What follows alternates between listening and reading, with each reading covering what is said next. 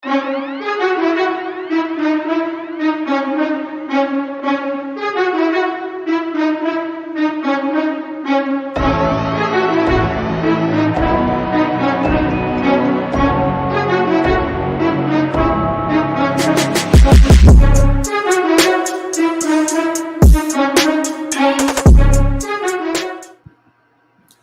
what's up, everybody? Welcome back. This is Take It to the Hizzy Fantasy Football, TITTH number 140. I'm your host, Justin Bruni, but I got the whole gang with me today. We got Nick Davis, Stephen Hammond, and Emron Khan. Good morning, guys. How we doing? Happy Mother's Day. What's up, guys? Morning. Howdy. Yep. Welcome to the Hizzy, everybody. We're going to be jumping right into it here. How are you guys doing this weekend? Any big plans for Mother's Day? Anything exciting going on? Just going to Allie's grandma's house tonight for a dinner and just chilling for the rest of the night. Cool. Steve, Emron? Yeah, I got some dinner reservations here this afternoon, so that'll be fun. Some brunch? Yes, sir. Right on. Enjoy. Yeah. Today's a double good weekend for us. So obviously Mother's Day, so hanging out, having dinner today. Ramadan's wrapping up for us. Also, my mom, she got her, she passed her citizenship test on Friday, so that's been a really great weekend, great start to the weekend. So she's awesome. She's just killing it this weekend. She's winning at life. That's awesome. Yeah, me and my wife, we're still a ways away from that. Still got to get the social and all that, but got a green card, so we're working it. It's progress, man. Progress. Shout out to my wife, Yasmin. Yep. But let's jump into it. Let's clock in here. I know we got a lot to get to today. We want to get to our weekends here. We're going to jump into some recent news, but before we do, we dropped a Ja'Marr Chase prop article today. Over under 1,025 yards and also over under 7.5 total touchdowns. What's your guys' expectations for the 5th overall pick in Ja'Marr Chase for the Bengals? We'll start with Nick and we'll go around. Well, he's already got the chemistry built with Joe Burrow, and Joe kind of, made that request for him to be drafted. I think that expectations are extremely high as long as Joe stays healthy and Ja'Marr stays healthy the entire season. I'm going to say over for both just because, it's the offense is going to be built around those two. So I have very high expectations. Yeah, I'm in the same boat. I think he goes over on both. You've seen the recent success from Justin Jefferson. So, Ja'Marr Chase, when they did play together, he was even the more outstanding talent. I like the over there on both. Joe Mixon and him should both be able to eat in this Bengals offense as long as that offensive line keeps them upright. Agree? Yeah, I'm going to make it unanimous. I love this pick for the Bengals when they got him, giving their young quarterback his favorite weapon that he's ever had. And, they also have a lot of other great weapons on that offense. Tyler Boyd, T. Higgins, Mixon, if he ever stays healthy. And they drafted 3 offensive linemen as well, so they did make that effort.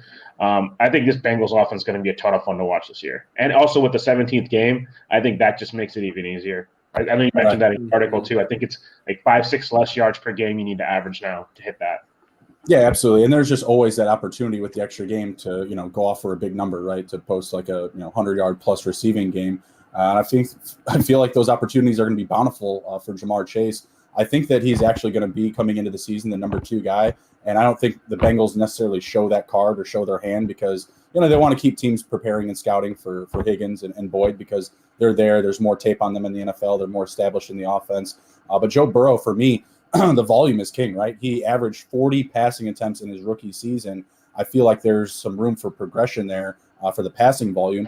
And just overall, I think the theme around the Bengals is going to be a team that's still lacking on defense, playing from behind, and they're going to be chasing some numbers. So they were covering for us last year right out of the gate. I think they started off the year like 5-2 ATS on the spread. So lovely. I think there's going to be a lot to be desired here from this Bengals offense.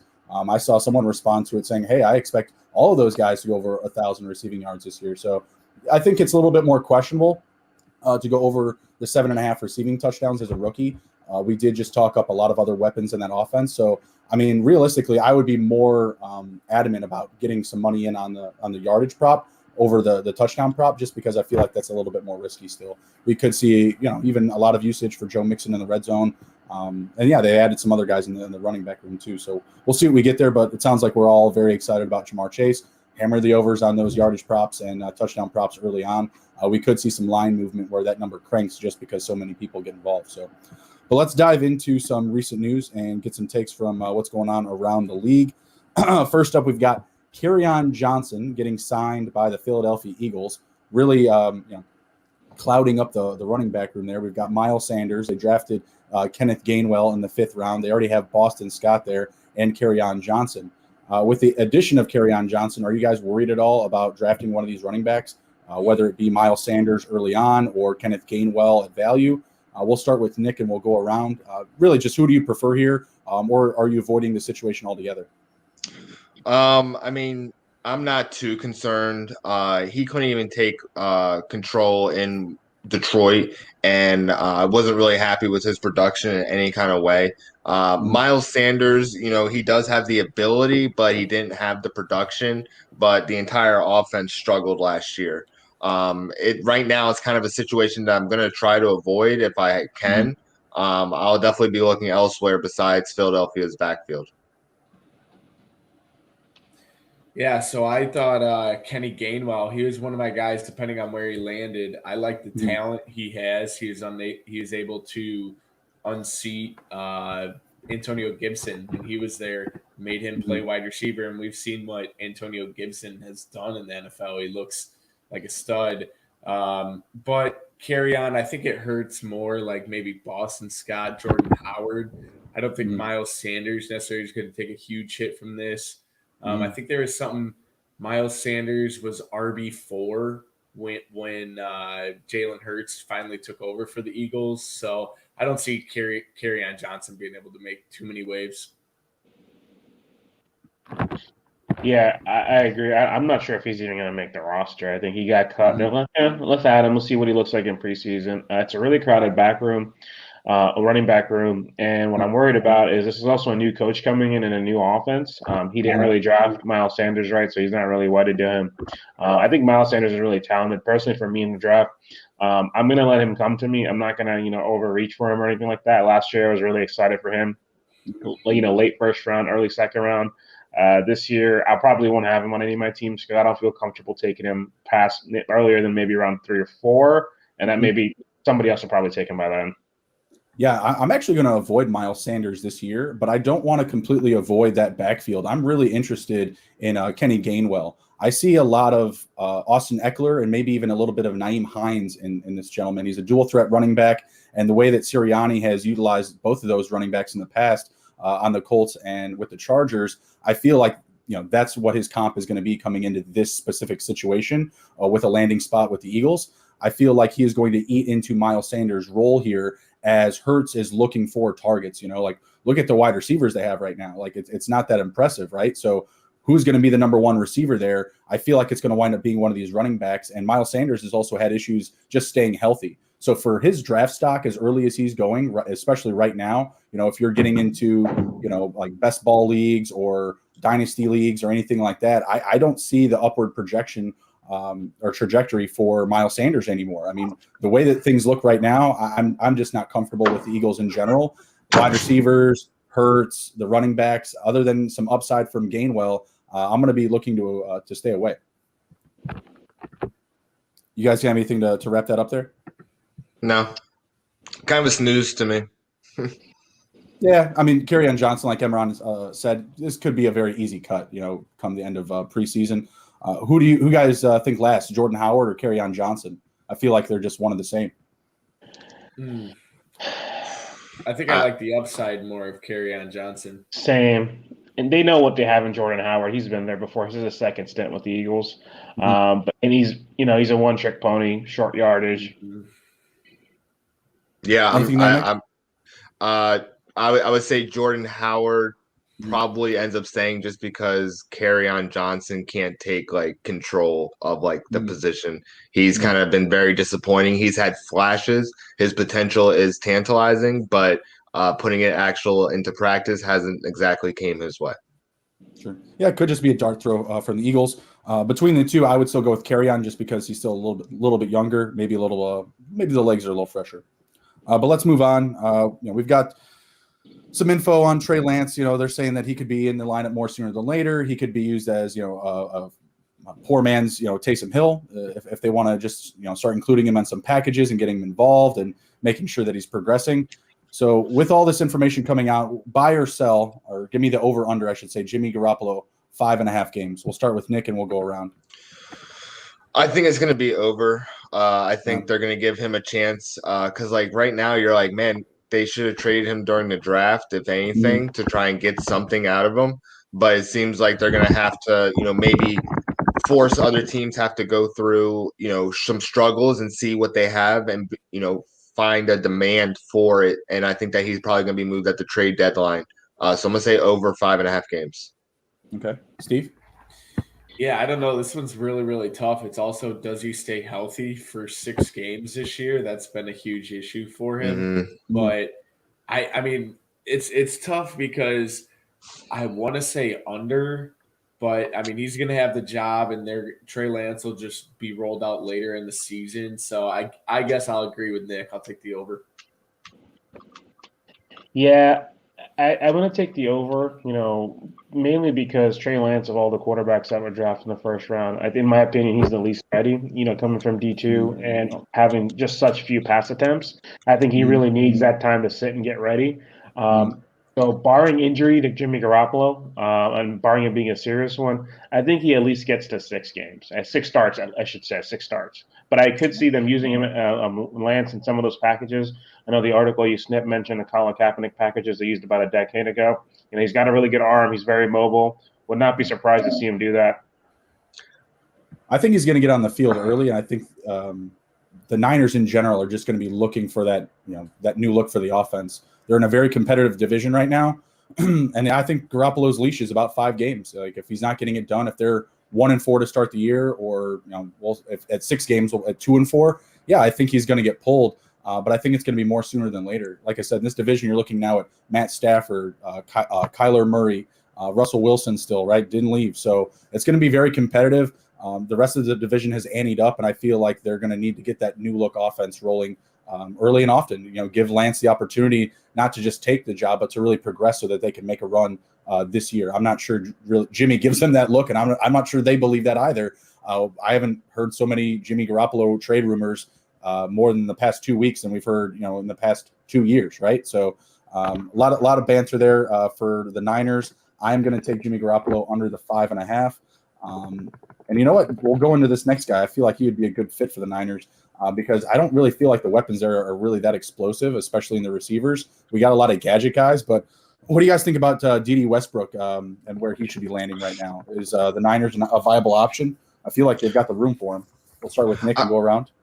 I mean, they do have the room for him, but the way that their offense works, like, they pay Jimmy Garoppolo a shit ton of money to be a handoff master. They have a really heavy focus on the run, not as much as like the Ravens. They're completely opposite of everybody, but the Shanahan offense can basically make anyone into a 1,000-yard rusher, and I think they have like 4 different guys rush for 100 yards. So he does sound like a good fit, but Brandon Ayuk was taking like jet sweeps and getting yardage, and I think that he's like a perfect piece for them.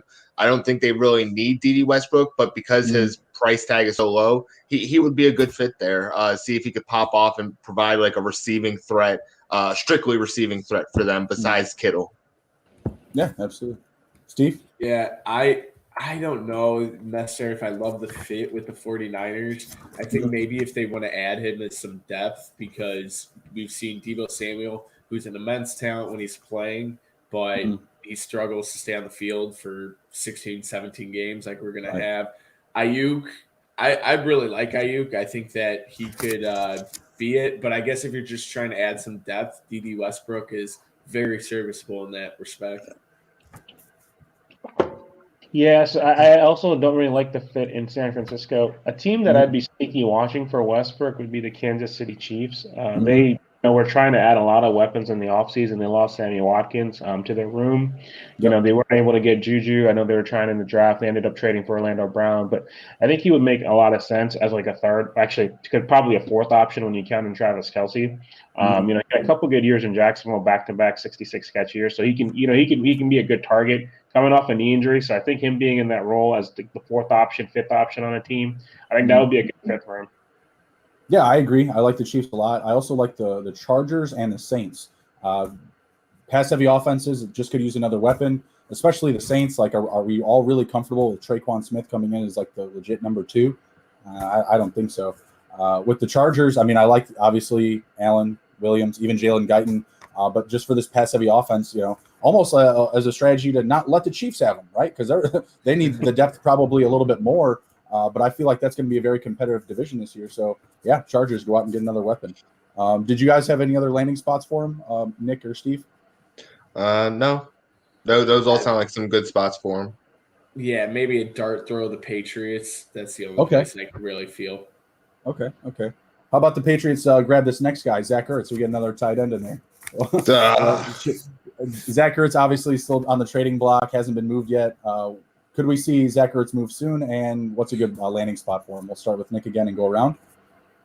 I don't know why he hasn't been moved yet. I think he would be a great addition. He would be a great third tight end in the Baltimore offense. Like, I think he would provide a great, nice little third dimension. But I don't know why he hasn't been moved. Like, I feel like Philadelphia has been doing him really dirty for a lot of good service that he's provided for them. I'd be frustrated if I was him because I wouldn't want to go back to Philadelphia after like the offseason he had. So I think he's going to be moved sooner than later, but I don't know why he hasn't been moved yet. So there's a reason why he's being held back. Yeah, I like the Ravens spot. That'd be nice. Pair him up with Mark Andrews. It could be a good combo. They just need another receiver threat there. So I like that. Mm-hmm. What do you think, Steve? Yeah, I mean, what I was hearing earlier this week, I heard that Ertz with the asking price was just way too high. So I don't know. Maybe the Eagles have to back down from that. But I want to see him. I want to see him moved as soon as possible. I think he's still got enough talent where he could be useful. I think even a second tight end on some teams. I would happily welcome that to the Bears. Oh, I'd definitely swap him for Jimmy Graham in a heartbeat. Sorry, Jimmy. Love you, brother. breaks my heart to say it. It breaks my heart to say it. Yeah, we're not dunking footballs anymore. For me, the two teams that kind of stick out, and I was shocked that they didn't just package him up with Carson Wentz and send him to Indy, like to Frank Reich, and just keep him with Carson Wentz. They could use a tight end. They have Trey Burton. I think it's very clear how we all feel about Trey Burton. So I think that would be a good fit. He knows the offense. That would be a good fit because he could take over in that role, and he has familiarity with both the head coach, caller, and the quarterback. Another team that I think it would be interesting to, I'm going to go back to, is probably the Chiefs. I know we said they need another weapon. I mean, Ertz, he's very talented still. I think he was hampered by injuries last year. He's only 30. It's not. I feel like he's been in the league forever. But I think that could be another guy that could add another dimension to that offense. They've never really had a second athletic tight end, right? So that would be a good fit. Also, the Chargers, right? Losing Hunter Henry. I think they did get Jared Cook, but I mean, this could be another weapon for that offense, like you mentioned, keep them away from like one of the rivals. Yep. And just they're in a really competitive division. I mean, all paths to the Super Bowl lead through Kansas City at this point, right? What do you guys think about Tennessee or Carolina? Both are hurting for. Well, I shouldn't say Carolina's hurting for a receiver. Tennessee is definitely hurting for another pass catcher. But Carolina just really needs to fill that big hole at tight end. I like both of those spots. I had the Ravens on my list, and then Houston and the Jets. I think all of those are decent spots, but I think he would get a really good amount of volume in Tennessee and Carolina. What about Seattle or Las Vegas? Seattle just grabbed Gerald Everett, and they still have, I think, Will Disley on the roster there too. So I think they're comfortable with him. But I really like the Raiders call pairing him up with Darren Waller. I think that would be great. Derek Carr right now, that'd be pretty sweet. I mean, if they move Derek Carr, they're definitely going to be trying to get a quarterback back. So I think that would be a nice 1-2 punch for Las Vegas and kind of like hide the fact that their receivers are so hot and cold sometimes. Like Ruggs has every ability to be like he should have had a season like Justin Jefferson did, but just didn't work out. Nelson Aguilar had a crazy season. It was up and down all year. But Zach Ertz would provide a little bit of consistency with Waller, I feel. Yeah, absolutely. Steve, do you want to add a last one in? No, I just kind of going off what Emron said. Do the Colts want Nick Foles? Because I'd happily give him up to get that reunion. Sorry, what were you going to say, Emron, before I interrupted you? No, I think it was a good call on the Titans one. With the loss of Jonnu Smith, I think he would fit really well with the way that offense is designed, kind of just picking up where Jonnu left. I think that would be a great fit. Carolina as well, they have good pass catchers. Their tight end position is a big void. So I think that, again, surrounding Sam Darnold with all that talent, I think those are two sneaky spots to watch too. Yeah, I really like those, but I would prefer Tennessee more just because I feel like the workload would be more bountiful with Carolina. You obviously CMC, right? And now you have Terrace Marshall there paired up with DJ Moore and Robbie Anderson. A lot of mouths to feed. So where it would be a good fit based off of need, he may not get the same level of production. So I would really like to see him head over to Tennessee. I think that'd be a great fit. One place I did leave off because I wanted to use this as a segue into the next topic. What if the Packers went out and got Zach Ertz, sprinkle a little love back towards trying to keep Aaron Rodgers. Aaron Rodgers, still a Packer. He's still in Green Bay. He hasn't been moved yet. How much longer is this guy still a Green Bay Packer, or is he just going to stay there, in your opinion? And what's a good landing spot for him? Because it seems like as the days grow longer, more options become available. It doesn't necessarily have to be a lock to Denver. We'll start with Nick and go around. I'm not sure with everything that's gone on that getting Ertz would make Aaron Rodgers be like, oh, okay, I'd stay, Get me a weapon. Ertz is good, but I don't see that. I mean, as Rodgers, if I was looking at like the offense, I'd be, happy with Tanyan and his progress. He did have some down games last year, but he started to become a little bit of an exciting weapon in terms of outside of Devontae Adams. But getting Zach Ertz wouldn't kind of like get me all excited, but I don't think that he plays for the Packers this year. I think he's drawing his foot in the sand, the line in the sand, and saying, I'm done. And the Packers are just gonna not do anything just to not have him go anywhere else and beat the shit out of him.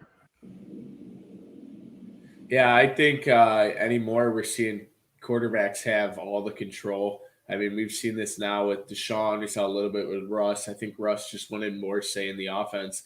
But I kind of wonder, does Ertz have enough left that I'd take him over Tanyan anymore? I mean, Tanyan was a little bit of a wonder, but I'm curious does he really have much more than what Tanyan can offer here moving forward? Mm-hmm.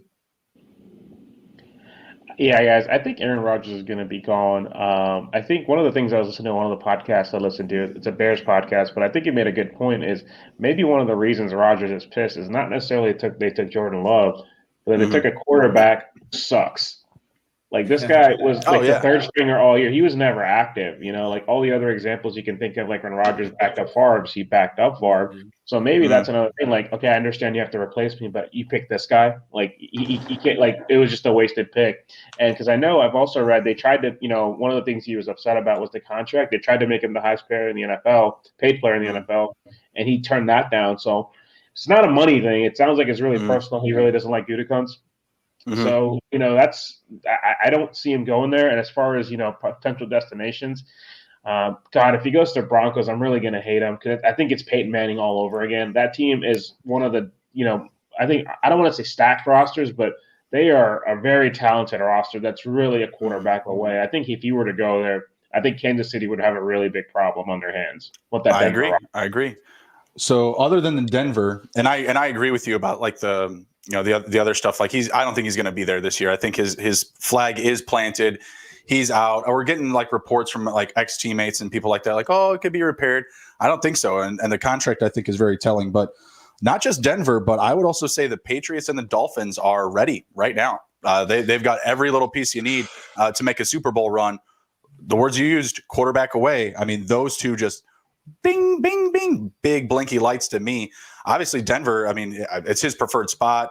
He has personal reasons for wanting to move out there as well. He's got like a fiance or girlfriend or something that lives out there. So it seems like, there's a connection there. And I think Denver's actually also been accused of tampering with Aaron Rodgers during the offseason. So, I mean, there's that caveat as well. But he doesn't have a no trade clause. So realistically, if he wants to get moved and the Packers want to get rid of him, like, hey, like they get final say.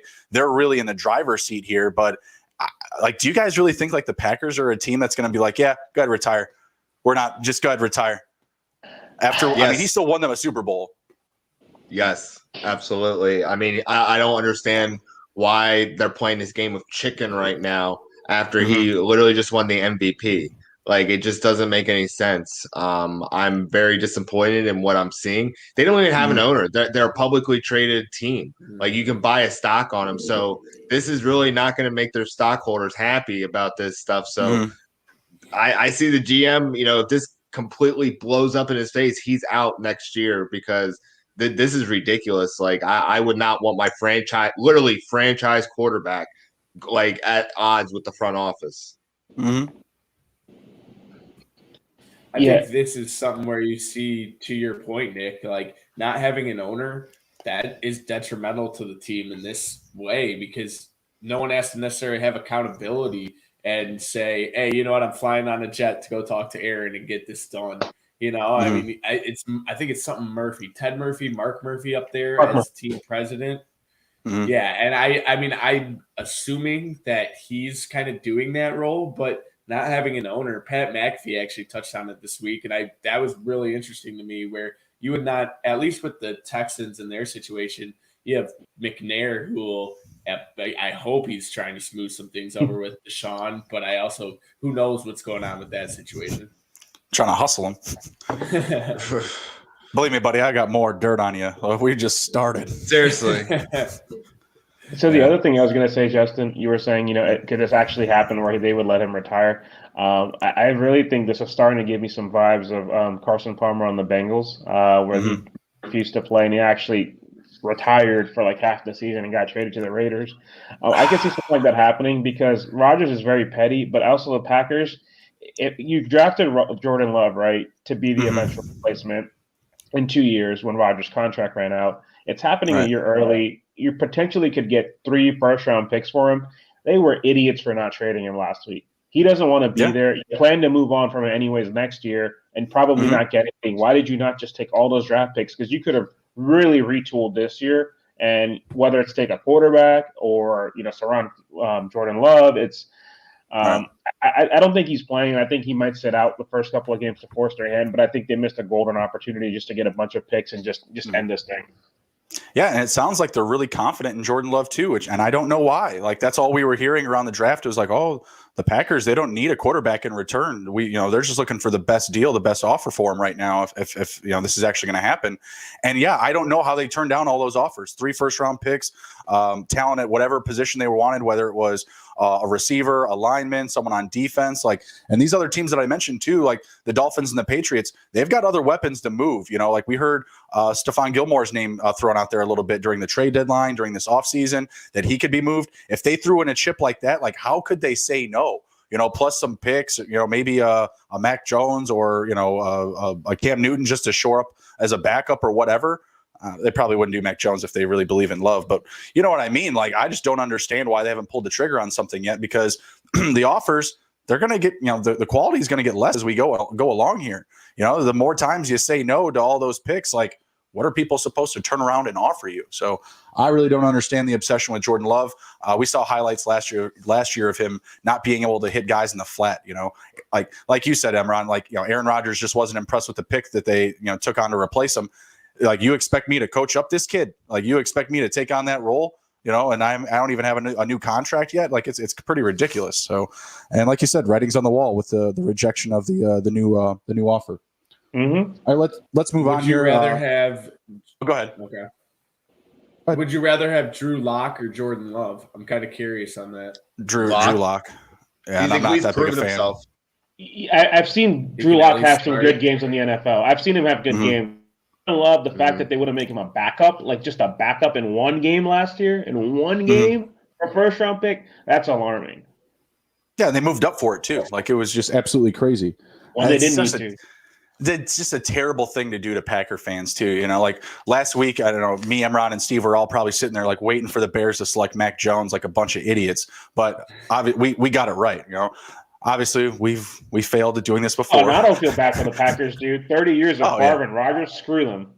Oh, yeah, and Star before that? That's ridiculous. It was 16 years apiece. It was 16 years apiece for each of them. It's crazy. All right, let's jump into another quarterback in this division, a new quarterback. Looking at Jared Goff, came out this week saying that they were going to be using Anthony Lynn's offense with multiple and spread principles. Sounds fun in theory, right? Should be a lot of passing. I think DeAndre Swift owners or dynasty owners were probably jumping for joy. Pretty happy about that.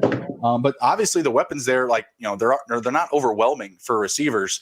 So are you buying Jared Goff or selling him in 2021? Dynasty, redraft, anything? What do you like and what don't you like about him this year? We'll start with Nick, of course, and go around. Selling. I'm not impressed with Jared Goff. Like, he's literally like a carbon copy of Alex Smith. Like, Alex Smith has a little bit more like moxie, I feel like, than Goff. But Goff is he needs to be told. He needs to be controlled by an Xbox controller by the coach to tell where to throw the ball. He doesn't have many progression skills. And he's going to an organization that has had very weak success in terms of like team success, offensive explosion, even with Matt Stafford and Calvin Johnson and Kenny Galladay. Like, the list goes on. I'm definitely selling him for sure in 2021. Yeah, I'm in the same boat as Nick. I think we might see Jared Goff kind of get exposed, not having Sean McVay, who is an offensive guru, and we're seeing him go with the Lions in general, just haven't had success, very minimal success. And then Anthony Lynn, I'm not sold on him as an offensive coordinator. I mean, we saw what he was doing with the Chargers, and I think he extremely disappointed out there. So yeah, I think this might be a year where we see Jared Goff be exposed for not being able to read coverages, things like that. I think Alex Smith is a good comparison. I think he's just a little bit better of Mitch Trubisky. I mean, he can make some of the. I really do. I Shots think he fired. can just make some of these shorter route throws that Mitch couldn't. But I think they both struggle to make with very good decision making. Yeah, guys, I think Jared Goff was protected. That's the best word I can think of by Sean McVay. With the players around him when Todd Gurley was in his prime, Cooper Kupp, Brandon Cooks, Robert Woods, Everett, the tight ends. That protection is gone. He doesn't have that same play caller who might be the best in the NFL. Doesn't have anywhere near those weapons, right? He's got TJ Hawkinson, who was promising last year, but after that, it's just a bunch of depth guys at receiver, no one to really, go come Jags. in defensive intention. Yeah, and so I'm selling him. The only way I think I would take him is in like a 2-quarterback league as my third quarterback. Like, I just I don't see like any I can't see anything I can talk myself into, right? Like, oh, he's got this guy. Like, I mean, it's just I think this offense, Anthony Lynn's running it. This is going to be a shit show. I think they're going to be in contention for the first pick in the draft. Okay. I mean, I actually don't hate him this year. I think that the situation with Detroit, they're just going to be playing from behind a lot. If he can keep the turnovers down, just pass a lot to Swift and TJ Hawkinson, I think he could actually produce a pretty relevant fantasy year, especially for his value. Like in redraft leagues for single quarterback, you get that dude for free. I mean, you just get he's your bench quarterback, but I think he's a bench quarterback in single quarterback redraft leagues with a fair amount of upside, just because the team is going to be bad, And in those situations, you can prop up a handful of good weeks for Goff in fantasy. I think he's a really good best ball pick, just because I feel like later in the draft, if you're looking for somebody that can give you those surge weeks, I still think that he could. I'll ask you this: can he hit over 4,000 passing touchdowns and 25 passing, or what did I say? 4,000 passing touchdowns. I'm taking under 4,000. Yeah, 4,000 passing yards and 25 passing touchdowns. We'll go from there. Sorry. Under both. Yeah. I don't see it happening. I mean, he might get like 3750 possible, but anybody can throw for 3,000 yards in the NFL these days. Doesn't take too much, but I don't see him scoring 25 touchdowns at all. Honestly, I see Dan Campbell kind of like going to the power run and focusing on that and trying to physically dominate. He seems kind of old school in that sense, and he wants physical guys, and that's cool and all. That's cool. I mean, you can definitely beat a team physically, but sometimes it's harder to overcome that when they're throwing for like 500 yards on you. So we'll see what happens, but I'll take the under on both. Okay. What do you think, Steve? Yeah, I'm in the same boat. I'm taking under on both. I just don't know who gets it done for him. I mean, yeah, Hawkinson's probably their best receiver, tight end, all of it, pass catcher.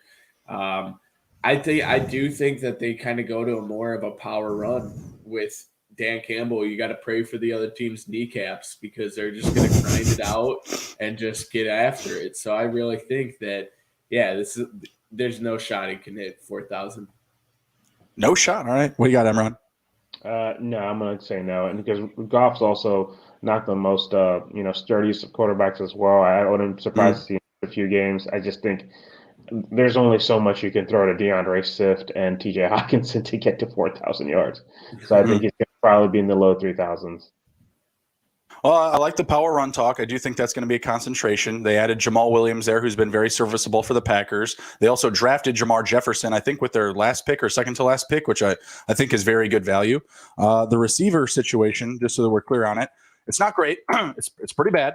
It's Tyrell Williams, Brashad Perriman, Quintez Cephas, who I really like, and Amra St. Brown, and then Geronimo Allison, Khalif Raymond.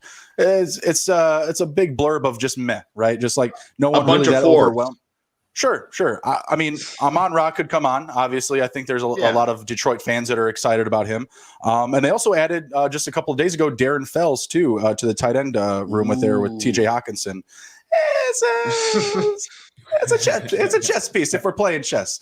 I mean, like you guys are making it sound like, the Lions are going to be playing checkers this year. But, I mean, you never know. I think they're, a very underrated team right now. I think they are getting a lot of those vibes as a team that's going to be picking in the top 5 next year. But this is the NFL, man. I mean, stuff changes very, very fast. I'm going to go with the over for Goff. I feel like the volume is going to be there just because defense is also really bad. I feel like they're going to be playing from behind. If you just look at this Division II, Bears, they're going to be more competitive. Look at the freaking Vikings. My God, that offense is built. That's stacked with, Jefferson, Thielen, Irv Smith, Dalvin Cook. I mean, obviously Cousins doesn't blow our hair back in prime time, but they're going to be a force to be reckoned with. And I feel like the division's they're going to beat them up a bit along with the rest of the league. So teams don't pack it in at halftime. So that's just going to be my rationale going forward until maybe we get a little bit of hype. Maybe another free agent signs there. Maybe even Dede Westbrook, who we alluded to earlier. We'll see. All right, let's move on here. Too zoomed in on my screen. Going over to some running backs. Let's start talking about, Patriots backfield, Miami backfield, and a little bit of Najee Harris. So we'll start with the Patriots. With the addition of Ramondre Stevenson. Is there anyone else here that you're looking at? I mean, the Patriots have come out this week kind of comparing Stevenson's skill set to Sony Michel. I think that just explains itself right off the tape. But again, it's another crowded backfield. Who would you be targeting there, or are you avoiding altogether? We'll start with Nick again and go around. I'm out on New England on the running back situation. It's just I figured you would be, sir. Yep, huge rotation, huge running back by committee, just a bunch of smoke screens. Honestly, if you're depending on that backfield, you just got to take them all and just stack them, and whoever hits on that week, you win, I guess. But I'm avoiding that backfield. For me, this is just a smoke screen and just getting people hyped up about nothing. I mean, what happened to that D2 guy that Belichick took in the second round last year? I don't even think he touched the field. So Belichick does some weird things sometimes. This is just hype, almost like Keyshawn Vaughn of Tampa Bay last year. Oh, poor Keyshawn. That was this year. Shit. Then they signed Giovanni Bernard. Poor guy. Yeah, they just hype up random running backs this year, and people just kind of get all up in the hype and take the wrong guy, and they're just sitting on the bench doing absolutely nothing. So be careful on these 4th, 5th round running backs until you see like they're starting every week. All right, what do you think, Steve? You taking any of these guys? No, I mean I'm avoiding them honestly, just because it's like a gray area. You don't want to be in the Patriots backfield. Who's the start? Who is like the guy? Is it Damian Harris? I think we saw that towards the tail end of last year that he kind of closed out the season as the guy there. So I mean, just avoid this at all costs. It's not going to turn out nice. I think I would honestly take Keyshawn Vaughn before I would take any of these guys, just because who's going to hit on what day it's just too hard to know. Right. So I'll change it up slightly. The only guy I would probably consider taking is maybe James White because he has a clear role that he's the receiving back. But even then, I'm thinking late in the draft. Like I would just, it would just be a dart throw. They've always had a committee. It's the same shit New Year, right? With the Patriots, he's cared about winning. So if I had to take one, I'd say White. But even then, it'd be like my second to last pick, and I wouldn't be expecting much. Just hoping he has a couple of games with some catches. All right. I'm buying Dame Harris this year. I think that he's going to take a big step forward, and I think a big part of that is transitioning from this offense from Cam Newton to Mac Jones, because Dame Harris can have value grow immensely as long as he gets those red zone touches. And last year, Cam was just eating up those rushing touchdowns inside the 5. And it was just pestering to Dame Harris's value, who still led the team in rushing yards. He only played, I believe, 10 games last year. He was battling, injuries. So if Dame Harris plays, a full workload, if he gets 15 plus games this year, I feel like he's going to be in that top running back discussion. Like he could be a top 15, top 12 running back in this league, and essentially falling into RB1 conversation just because you want to protect your young quarterback, right? Like they want to keep feeding somebody up the middle. Rex Burkhead is gone. Ramondre Stevenson is just another Sony Michel, and I feel like that guy just isn't it's just not what the offense needs. They need somebody that can, hit outside the numbers, that can still take it up the middle. And Sony Michel and Ramondre Stevenson just don't have that game script, in my opinion. Like they don't offer that skill set. They're just that, pummel yourself forward for a handful of yards. And I just see Dame Harris just having a lot more upside. And we're only hitting year 3 with him. So I feel like I'm ready to buy into him in the mid rounds, just also because I feel like I can make up for it if I don't hit on him later on. Like this is still going to be a year where we have a ton of depth at the running back position and in flex positions in general. I wouldn't be comfortable with him as like my first or second, maybe even not third running back off the board, but I feel like people are going to be sleeping on him this year. And I feel like once we get that transition from Cam Newton's offense to Mac Jones's offense, you're going to see more of that, stable pocket quarterback just being able to hand off to his guy and, maybe, dink and dunk a couple of them to him outside the numbers. Obviously James White will be filling that role, but I feel like with those two, White and Dame Harris, once Mac gets in the lineup, their roles are just really defined as, hey, you're the first and second down guy. And James White, you're the third down guy. And these other guys, they'll just, they'll get their touches when they earn them, when we give them an opportunity. But I don't expect them to take as much advantage as I do Dame Harris this year, hopefully 100% healthy, and James White, who I think is ready for a big bounce back here. Go ahead, Nick. I just don't see it. Like I see Dame Harris having the skills, but the value that Bill Belichick puts on his running backs is extremely low. And I don't see any of them taking like a step forward. Like for me in fantasy, there would be a lot better options than depending on, is it the every other week or third week of that running back where he's going to hit? Like I need a lot more consistency elsewhere. If Bill basically said unequivocally, like, this is my lineup, like, this is my Kareem Hunt and my Nick Chubb, I would be like, okay, now we have to find roles. But until then, I'm just going to be avoiding because he just doesn't put a lot of value on having 1,000-yard rusher. Like, I feel like he knows that if he has 1,000-yard rusher that he's going to have to pay them, and he doesn't really want to pay running backs because he's putting it elsewhere. Maybe his defense because he's a defensive coach. Well, I think he would take 1,000-yard rusher over some cap money. I mean, cap money he can make just disappear like a magic trick in the NFL, like gone, abracadabra. Like, you can make money appearing, out of smoke. I guess I'll ask you this. If you know that Mac Jones is going to be the starter by week 5, you don't want any piece of Dame Harris. You won't buy him a little bit, because I'm not saying you got to go out and get all these guys or wait for James White to fall in your lap. I really want to go out and get Dame Harris. I mean, he was averaging about 67 rushing yards last year with Cam Newton taking the ball out of his hands. And that's in the games that he appeared. He only played in 10 games, obviously, because of injury. But if that's what I'm getting with Cam, if we're replacing him with more of a West Coast style of quarterback, I think there's a lot of upside. And there's a lot more appeal for him just because he'll actually be used as a running back and not like the decoy, right? And so he rushed for over 600 yards last year on 10 games. I feel with a full workload, 16, 15 plus games, he is going to hit over that 1,000 yards. So I'm a buyer for sure. I don't know. Like the Patriots, like when they have like 1,000-yard rusher, there is high success. And when they win championships, people want to be paid. And one of the first person that says that they deserve to be paid is the running back. And Bill just doesn't he likes the style of each running back that he has now, but he likes also the value that he can get him at. And I think that that's really what he's going for because, I could see Damian Harris taking a complete step forward elsewhere. But I feel like once he gets on a roll, okay, Rex Burkhead, all right, come in and spell him for a quarter or something like that and kind of ruin the production. Sign the team. Oh, he's a free agent. Yeah, he's free agent.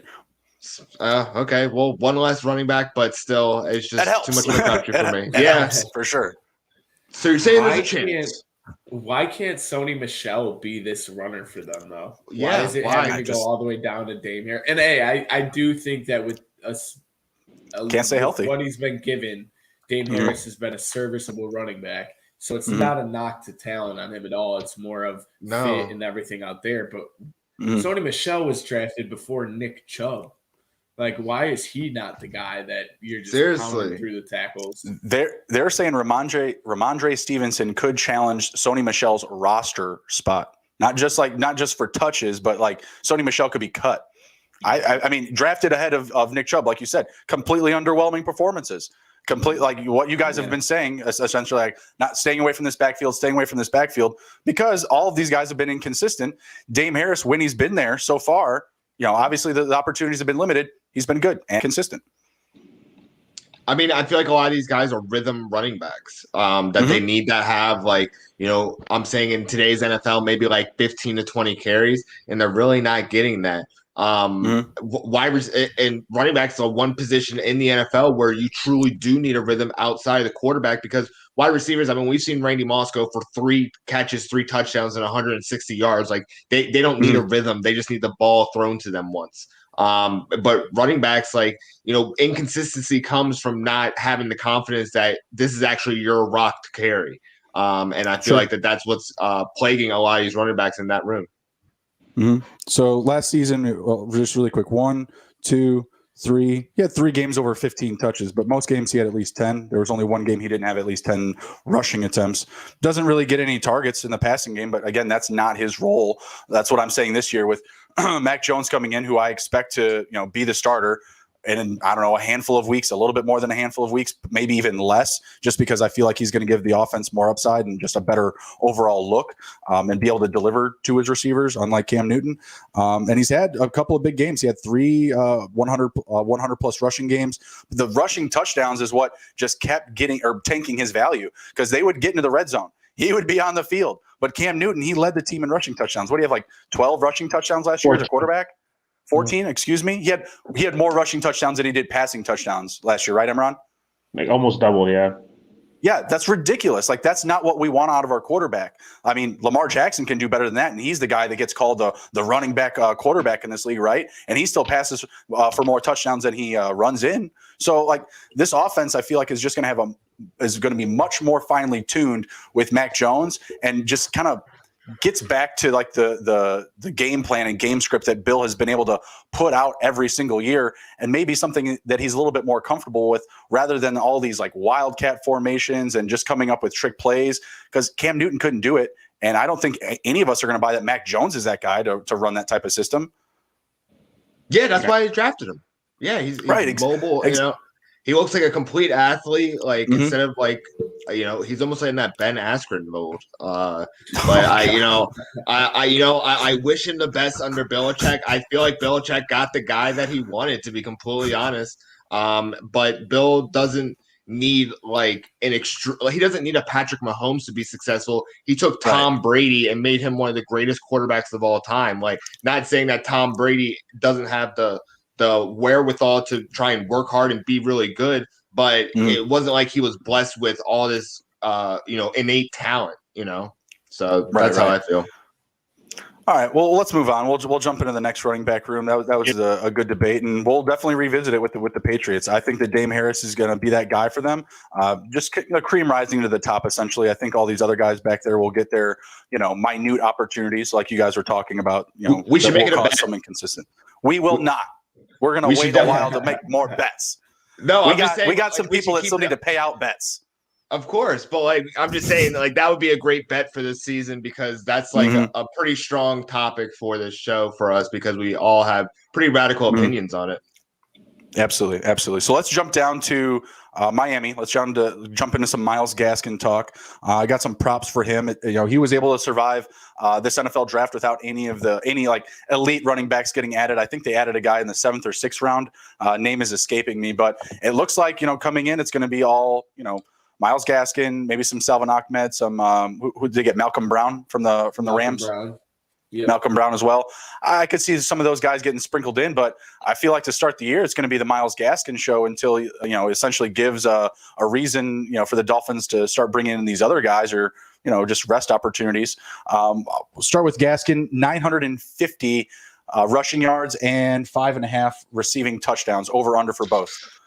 Man, I wish he had given us a full season so that I had the confidence to take the over on both. Right now, I'm going to say the under on the yards just because I'm not confident that he's going to finish the season.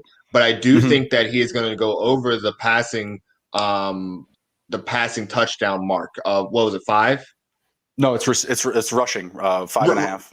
Oh, rushing. Oh, I'm going to say no on the 5 because Salvon Ahmed showed really strong rushing power, but it was that Myles Gaskin got a lot of volume when he was in. Like when he was in, Ahmed was nowhere to be found. And I think that that's what Gaskin appeals to me a little bit more than Ahmed. But I stacked them both last year because I did a 0 RB strategy unintentionally, and I had to depend on the Miami running back situation, which it was pretty crazy to the end, but it paid off because those guys are actually really good, and I think that that's like one of the most young, exciting running back rooms in the NFL. Like I really like anyone in that room. I'm definitely going to try and get some shares of both of them. Right on. What do you think, Steve? Yeah, I think this is like kind of the polar opposite from the Patriots, where we're staying away from all of them. I really like all of these guys in the Dolphins room. I don't know who's going to be it. I think to Nick's point, like it would have been great to see a full year out of him, see him, go off for 1,000+ yards and really get his true skill set. The touchdowns, I'd probably trend to the under just because I think Malcolm Brown could come in there and be just a touchdown vulture, kind of like what Jordan Howard has done. Just bang it from the goal line, and he gets the touchdowns there. So I'd probably stay away from that one. Okay, what do you think, Imran? I think Gaskin, if he stays healthy this year, I think he's going to go over for both. Last year, the Dolphins brought in Matt Breida and Jordan Howard to be their running back duo, and that lasted like 5 minutes. And then Gaskin finally took over. So I think him not having to deal with those two this year and kind of coming in knowing that he can handle the load, I think that's going to be good for him. And Ahmed, I think he'll be the backup, but I don't think he's going to eat into his carry. So I feel comfortable getting over. I think you said 5.5 rushing, right? I think he can get the 6 touchdowns and 951 rushing. Yeah, absolutely. So last year in 10 games, he had 584 rushing yards and 3 rushing touchdowns. So obviously we get the extra game this year. It's a big factor into props and prop betting in general. But I feel like, that would have translated to over this number already. So I'm going to take the over for both because I think he's going to be healthier. I think he's going to be stronger. Yeah. And it looks like, they're just giving him the reins like, hey, man, we're going to let you take off with this thing.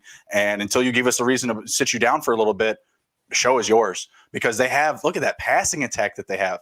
That's going to open up so much space for him, especially in pass catching. I know that we're specifically speaking to rushing props right now, but I feel like that just really heightens his value and is going to give him more opportunities. And I think he will get a few more red zone opportunities this year, just as he takes a step forward.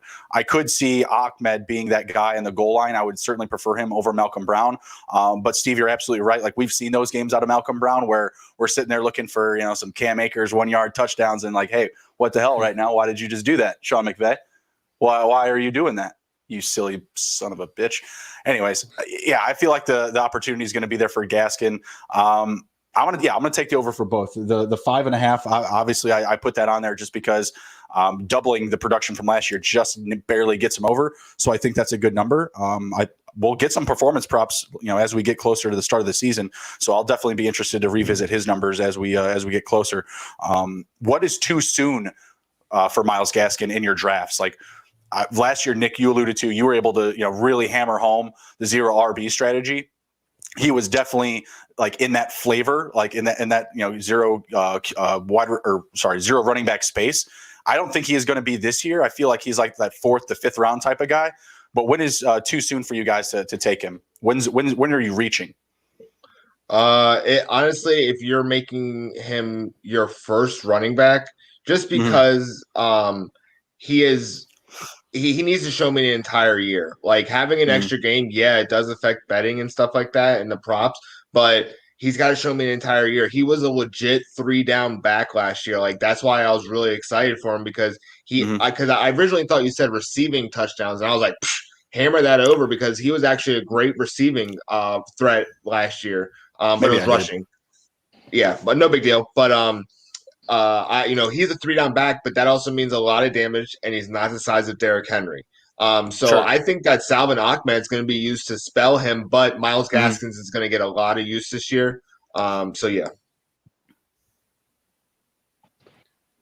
Yeah, I'm looking to grab him. Maybe I think you hit it right there. 5th round. That's probably where I'm going to be going for him. It's also not a guy that I'm going to be setting out to get. It's more if he falls to me at that spot, I'm willing to pull the trigger because I think he's got a pretty good floor where you're not going to be worried about him just being a complete bust. So I think 4th, maybe 4th, probably 5th for me. So like with the 5th pick, you could be setting yourself up with like 3 really quality wide receivers, and then he could be your second running back. Or do you prefer, essentially 3 or 4 running backs as you're making that space and only a few receivers?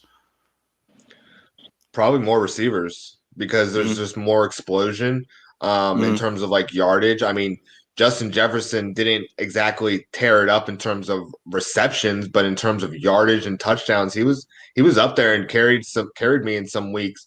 Running backs, even though I was depending on Ahmed and Gaskins, they weren't carrying my team. They were only like filling in those 10, 15 points that I needed to kind of put me over the top.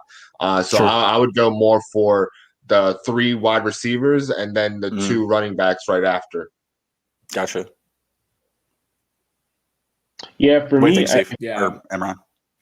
Yeah, I think that I think the round where I feel comfortable taking Gaskin, I think that 5th round area is a good spot where if he's still on the board, he's a good value for you. Good roster piece, could be your flex.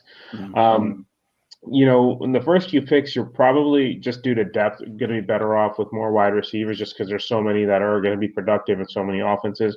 Running backs are really scarce. There's only like a handful of running backs, right, that are like full-blown single running back, not in a committee. So it's going to be hard to get those. So I definitely err on the side of maybe stacking the receivers, or if you're picking late in the first round, grabbing Kelsey or something like that, and then grabbing Gaskin and somebody else around round 5, 6. Yeah, I agree. What do you think about the setting up for like round 5, Emron? You prefer, 3 running backs, 3 wide receivers, if you're going to land a guy like Gaskins? If you can get the 3 running backs, I think that's great because running backs it's like a currency, right? Everybody always needs a running back, so you can probably get more out of them. But at the same time, it's just whoever's the best on the board for that 3rd position, right? If it's, like Gaskin versus like, I don't know, Tyler Lockett, I'd probably go with Tyler Lockett. I'm just throwing a name out there. Right. I agree. And I'm on that side as well. I mean, it's really just a different schools of thought, whether you're going to add more receivers or running backs early on. I'm more into adding more running backs early on because, like you said, it is scarce. And, when you're looking at like the free agents and the waiver wire, wide receiver is typically a position that you can, leverage, in your favor, more often than not for running backs, right? Like Nick alluded to grabbing Justin Jefferson last year off of the waiver wire. He was 4th in the league or 2nd in the league, in receiving yards as a rookie. Like that was amazing, right?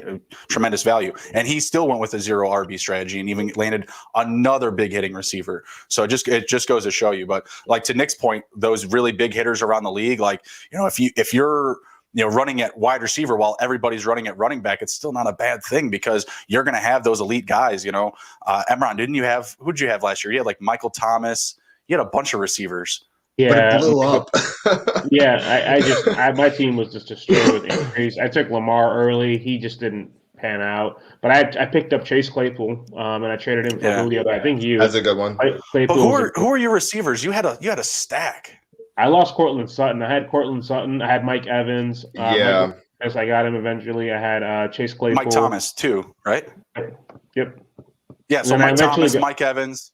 Then I got Julio from you later. Yeah. And I had Kelsey too. Travis Kelsey. I remember I had the tight end army. I had Ingram, Kelsey. Oh, I remember. And your super flex. You use your tight end like that. Yeah, because I had no quarterbacks left. Jeez. Yeah. Someone didn't tell Emron it wasn't a tight end premium league, unfortunately. I mean, it was round 14. I was going to take Gronk or like who? Like, I don't know. Like yeah, exactly. All right, let's move on from Florida. Definitely a conversation we're going to be revisiting throughout the year. Really quick at this point, if you haven't already, please hammer the like button and share the video, and follow us on YouTube /Take It to the Hizzy. Let's go. Next up, we've got rookie running back Najee Harris landing with the Pittsburgh Steelers. You're going to jump into some props for him. We're looking at 975 total rushing yards and 8.5 total rushing touchdowns. Where are you guys at with his workload this year? You can sprinkle in anywhere that you might want to take him in your draft. And what do you think about these totals, these numbers here? Give me the over on both. I mean, geez, James Conner was, awful last year, and he had every opportunity to take the bull by the horns and get those productive yards. I think Najee Harris is going to come in, and if you look at it, like the last 10 years of the Steelers offense, they always have like almost 1,000, 1,250 rusher, and then 2,000-yard receivers. Sometimes it was Heath Miller. I think that Najee Harris is going to get at least 1,250 yards. And the touchdowns, it was like 6, you said? 8.5. 8.5. Give me more, because I think that he's going to be used on the goal line as well. And I think that Tomlin definitely likes having that one running back that he can depend on down in and down out. All right. What do you got, Steve? I don't know. That touchdown number is just so high right there, where I don't know if he gets it, because they like to sprinkle in randomly. Like last year, we saw a little bit of Jalen Samuels. Granted, I think Najee Harris is going to be a better talent than James Conner. But I think this is also kind of like, I'm getting flashes of like Jonathan Taylor from last year, where it seemed like such a perfect fit for months and months and months, that like Najee Harris to the Steelers seemed like, home run pick. We all thought it, but does he actually perform to how everyone has been thinking about him?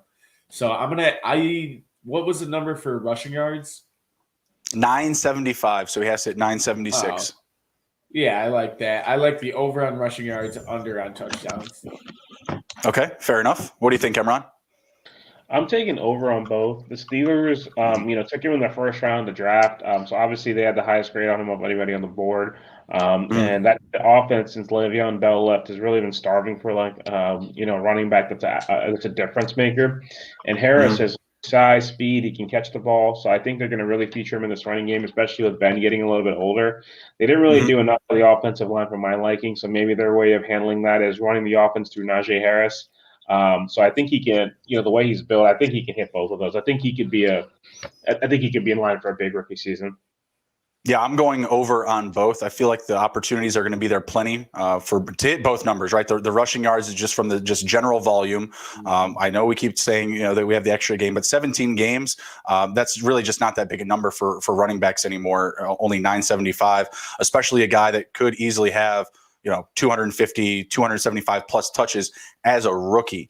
His comp is Derrick Henry, like with his size, his speed, and his power. That's what they want out of this guy. And I'm expecting a ton of red zone usage. I'm actually more comfortable taking the over on the touchdowns than I am the yards, just because if he gets injured, I still feel like he has, plenty of opportunity to hit the touchdowns, just hitting those 1 per game, 2 a game, and not being used a ton if he, is coming back from injuries or he's getting banged up or things like that. And they want to limit him. Like if they're just like, he's taking a couple of extra hits that we're not that comfortable with, we're going to slow him down a little bit. That opportunity for the red zone will always be there, because even those, Jalen Samuels, the Benny Snells, they added Kalen Ballage. None of those guys are really big red zone threats. Anthony McFarland, who's still there, who I know that we all really like on the show. So I feel like he's going to be purely that red zone guy. but I'll still take the over on the yardage just because it seems like he's their guy. Like you just spent a first round pick on him. They spent their first 2 picks on offense. So we have to assume that those guys are going to get brought in right away and have roles. So I'm going heavy overs on both. Let's circle back here. Jake Driscoll in the chat was asking Robinson, Gaskin, or Hasty, who has a better year? I'm going to take JaMychal Hasty out, Jake, because I feel like we're all going to say that he's the last leg on that one. And I'm going to replace him with Najee Harris. So Robinson, Gaskin, or Najee Harris, they're all in very unique situations. Who would you rather have for this upcoming season in redraft or dynasty? Give whatever take you like. Najee. I think that he is unequivocally the guy in Pittsburgh in that room. Gaskins is the guy, but for me, last year when he got hurt, man, I was so bummed because it was just like, man, like he can't last an entire season as a 3 down back. With Najee, I think he's like Derrick Henry, and I think that he can handle all 3 downs. So I'm gonna take Najee in all formats. Okay. Yeah, I mean, if we're talking dynasty, I'm definitely going to be all over Najee Harris the entire time. But I think people are not giving enough credit to the line that Le'Veon Bell was running behind when he was doing some of those. And their offensive line is not that. They really didn't address it, to Imran's point, that they didn't address it in the draft. They kind of added a guard, I think Kendrick, whatever, out of Illinois. But I just can't get fully behind that. I think if I had to go just a normal season, I might have to go Gaskins first. But any dynasty, I'm all over Najee Harris. Okay, I like it. Imran? I think this is pretty easy. It's Najee Harris. I'm assuming it's James Robinson. I absolutely love James Robinson. Yeah. I hate that the fact that it took ETN. Like, it just doesn't make sense. If ETN wasn't there, I think this would be a lot closer, in my opinion, between the two. It really would. Based on what Robinson did last year, but any format, Najee Harris, I really have high hopes for him. Yeah, obviously the Steelers do. That's why they drafted him with their first pick. So, yeah, I'm going to go Harris there as well. Gaskin, it has a lot of appeal because he has probably the least amount of competition for touches here. But at the same time, there's the injury opportunities, right? Like Nick alluded to, he was hurt last year. He is a little bit more of a pass catching running back than he is a purebred, thoroughbred, I guess, or running down the middle, hitting people in the face and stuff like that. That's just really not his bag. So I'm going to go with Harris just because I also agree he's going to have a big first year. Thanks for shouting that out in the chat there, Jake. We're going to jump into some trust or bust. We're just going to go around the horn and nominate some running backs that we're either trusting or busting on this year. Trusting, we're going to be targeting in our drafts. Busting, we're either staying away from. We'll start it up with you, Nick. Who are you nominating here? Who's first man up? First man up for me, the trust is Tony Pollard. He provides a lot of electricity in a variety of ways in Dallas. I think that he is more towards the style of what Kellen Clemens, the OC, is actually calling the offense. And actually, at certain points last year, he looked a hell of a lot better than Zeke. So I'm trusting him this year, and I think that he's going to take another step forward and probably become like the strict 3rd down back, and he's going to provide some explosion for Dak when he comes back. All right, Steve, trust or bust, Tony Pollard? I like it, honestly. I don't know where he's going in drafts, but I think we saw anytime that Zeke was out, Tony Pollard came in, and I feel like he put in a multi-touchdown game when you had Zeke out, and you could just pick him up off the waiver wire on Sunday morning before the game. So, yeah, I like Tony Pollard. My biggest concern with him would just be the role that he kind of has behind Zeke, but I would say trust. All right, round 10 he was taken in this mock draft. Oh, was he? I was going to say you had to be way later than that. I guess that's not bad. What do you think, Imran? I'm going to go with bust because I think that with the amount of money they've spent into Zeke, unless he gets hurt, I don't see them getting Pollard that involved. I think he'll have a role in the offense. In terms of fantasy, I just think until Zeke's out of the picture, he's not going to get to shine. I like his talent. I think he's he's got breaking speed. He's a solid runner, good vision. But I think Zeke's like the elephant in the room, right? They've paid him so much money. Unless they cut him or get rid of him, I just think until he's gone, it's going to hold back Pollard. And he might end up going to another team and shining. Right. Well, for his draft value, like at round 10, I don't know if I would be jumping at him right there. Like the names that went before him, Devontae Parker, Laviska Shenault, who I would really like in that spot, Jamison Crowder, who's got a little bit more upside with a new quarterback this year, Hunter Henry, and then after him, you have Darrell Henderson, T.Y. Hilton, Latavius Murray, Nelson Aguilar. Now, the guys that went after him, I'm really not that excited about. I mean, after that, Nyheim Hines, I guess who would you guys rather have, Nyheim Hines or Tony Pollard? I'd probably say Nyheim Hines. Nyheim Hines. Yeah, probably for that pass catching, and he'll be more involved in the offense. Right, but I wouldn't hate taking a Tony Pollard over like a Jamal Williams, even a Tariq Cohen. I would have been much higher on Tariq Cohen if they didn't bring in Damian Williams. Todd Gurley, not owned yet. He went at the very end of the next round. Is he like a touchdown hog somewhere? Out. Out. I mean, none of us are high on him, but he could be a nag. He could be a nag to somebody. You know what I mean? And at the 12th round, that's like Jordan Howard territory from last year. If you're getting that guy that just gives you that one touchdown, you were living off of that, Nick. You were living off of 1 touch, 1 yard, 1 touchdowns from Jordan Howard. You were spanking people with that approach. I was forced to have him, though. He was one of my keepers. So I didn't want him. I was just forced. And he was the best offensive option. So I was like, all right, I'll take this. Like, you were still winning games. You were still winning games with him. I got lucky. I got completely lucky in that situation. It's 90% luck, 10% skill, fantasy, poker, whatever, right? So for that space, like I wouldn't hate it just because when you're looking at like handcuff situations, it's a very good handcuff situation in Dallas, right? Like they're going to use them. They showed favorability. They show that they trust him. Obviously Zeke, it was a rough year last year, right? He came in, he had COVID. It wasn't the same, off season same type of training. So maybe we get a different version of him this year, but for beyond the like round 12, like round 11, I can't not trust it really just because there's a lot of upside there. And we saw his skill sets also on special teams. He has a lot to offer. The speed, the pass catching, and at times he looked more electric than Zeke Elliott. It's just the way that looked. That was just last year though. Like how do we know if that's going to transcend to this year? I can't bet on that, but beyond round 12, it's not really a bust for me. I feel like it's just falling nice and neat into his spot.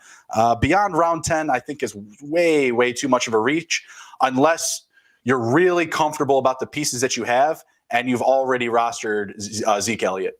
Like at that point, sure, like go ahead and lock up your handcuff if you feel really, really good about what you have and about what's still available. So that was a good one, Nick. Let's move on to Steve's nomination. Who you got, Steve? I'm going Antonio Gibson.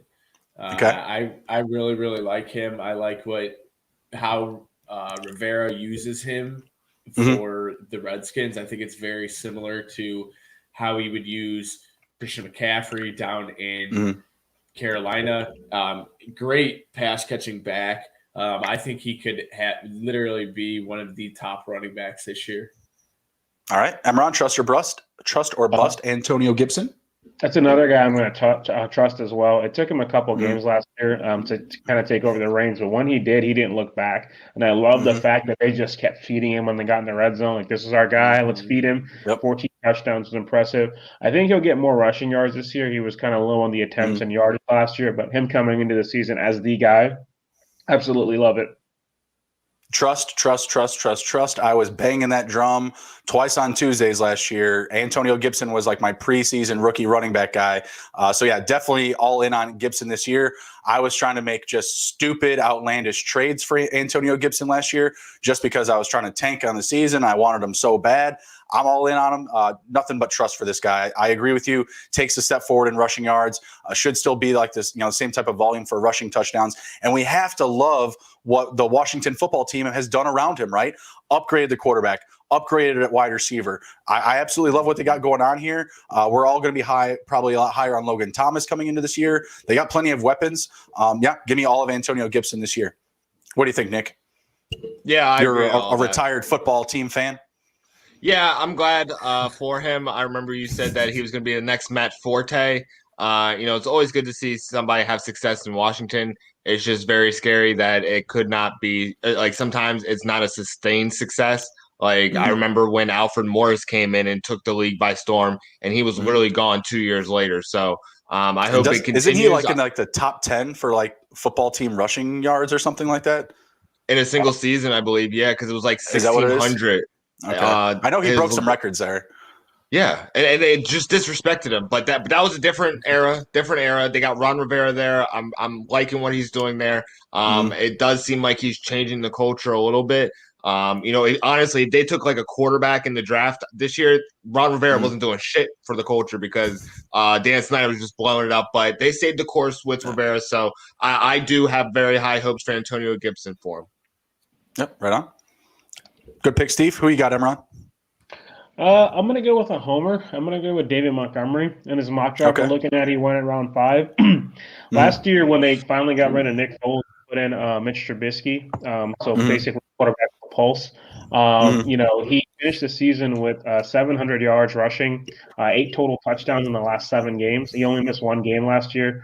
Had 10 total touchdowns on the year, almost 1,100 yards rushing and over 50 catches. So he really did blossom last year. And I think this year his receptions are probably going to go down just with the addition of Tariq Cohen coming back and some of the people they added on offense. But I think they're really going to focus on the run. We saw the investments they made to the offensive line in the draft. So I think that Nagy's finally seen that if you give this guy the ball, he's actually very good.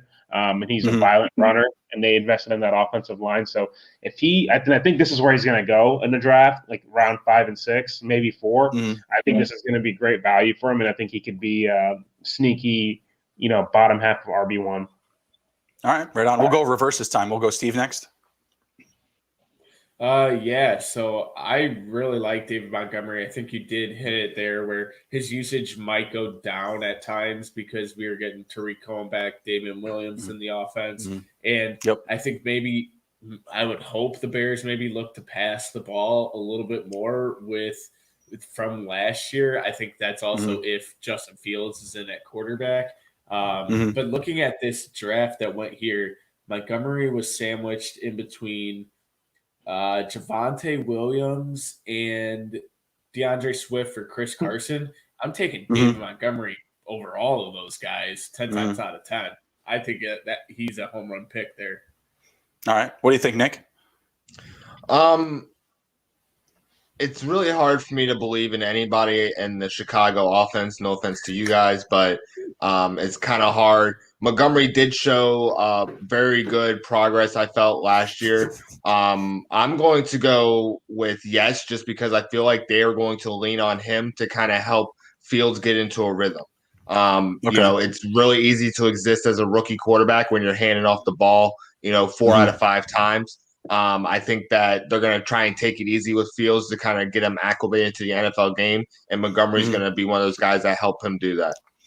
All right. I absolutely trust him. I feel like with the presence of Fields, hopefully more sooner than later, I'm one of those people that's in on him being in like the first couple of games, just because Dalton's just going to walk in there, start a fire on the field, and Fields is going to have to go out there and put it out and save the day. And I think that's going to happen early.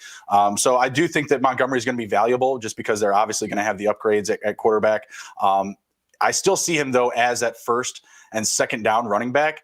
So I still like him for where he's getting drafted. I just don't see him as a pure 3-down back. The only guy that you mentioned ahead of that, Steve, that I would take is probably DeAndre Swift, because I feel like he is potentially more in line for 3-down work in Detroit because they're constantly going to be playing from behind, and he's still going to be like that pass-catching guy. So I feel like there's just a slight edge to DeAndre Swift. But if you're looking at either one, I would have a tough time staying away from David Montgomery in the 5th round just because of my homerness. But I would take him over a Chris Carson, who went ahead of him.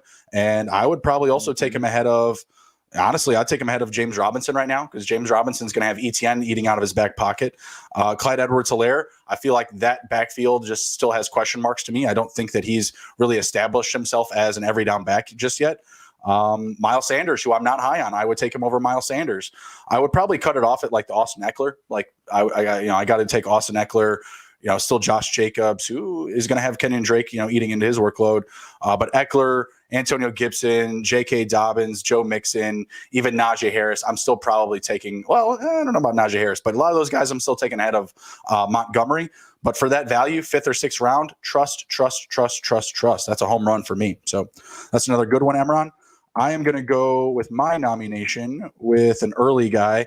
What do you guys think about Joe Mixon in the 2nd round? Obviously, offense is upgraded. We just got Jamar Chase. They added, still a fair amount of offensive linemen here in the back end of the draft. What do you guys think? Trust or bust Joe Mixon? We'll go with Nick and back around. I'm gonna say trust, but it's almost can be considered a bust because of such high expectations that he had last year, and then how he didn't perform this year. But I think that having Jamar Chase, having upgrades on the line, having Joe come back, I think that will help him. If he doesn't put up this year, then we got to get rid of him. The Bengals got to look elsewhere for someone else because he should really be like the older Corey Dillon of like the early 2000s for the Bengals. And I feel like he hasn't. We just kind of see his skills and we see the flashes and we're like, man, if he got like 16 games together, he would be, top 5 RB. But he is going to be maybe like top 15 RB with just the skills that he has. But, we'll see. But I'm going to say trust just because he will give some consistent production. It just won't be sky high like everyone expects. Right. What do you think, Steve? Yeah, I think that Joe Mixon is very talented when he's on the field. That's been some of the issue is when can he stay on the field? It's also tough kind of where you're drafting him at. I mean, last year I was getting like a Nick Chubb, I think at the beginning of the second round. And I mean, Nick Chubb's way better than where Joe Mixon is currently. But I do like him to have, I don't know if it's necessarily a trust or a bust. It's kind of just like to perform down the middle. Will you draft him in the second round if he's there? If you're looking to target a running back, where he went was in dead middle of the second round. Let's see. Yeah, let's see who was sandwiched in between him on this one.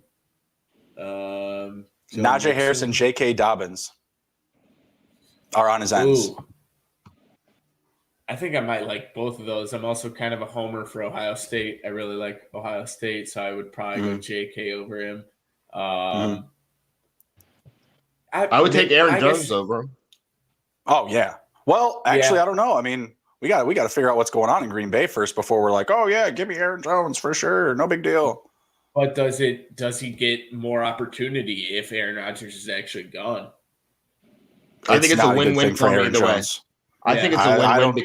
I don't think it's a good thing whatsoever. I mean, they're gonna just stack the box if Jordan Love is the quarterback. Like, go ahead, kid, show us what you got. And it's the old thing, running backs getting their contracts right. He just got paid this offseason, which was confusing to me because they just drafted a running back in the second round too. I don't know what they're doing. Yeah. I don't want to go down that rabbit hole. I can't believe that Aaron Jones is just like jumping for joy after signing that contract. Like, I would assume like if Aaron Rodgers isn't there, he'd be like, well, you know what? This is bullshit.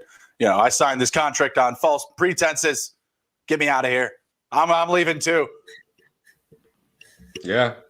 You can't be happy. Like, do you think Devontae Adams is like, oh man, I'm gonna be really overhauled with targets now with Aaron gone, right? Like, everything's really gonna be coming my way because I'm the only guy, right? Like, I'm the only guy that can catch one of Jordan Love's passes. I don't think anyone's licking their chops because of like, I'm gonna get some more touches. This is great. They're like, no, please don't trade away the Hall of Fame quarterback on our roster. Please don't do that. I think that's who does that. Kunst. Fucking crazy. Bears wouldn't know anything about that because we just can't get a Hall of Fame quarterback. Hey, we're on our way. Hey, we got one now. We just got to let him develop. You got a second swing at it. I'm knocking on a lot of wood right now.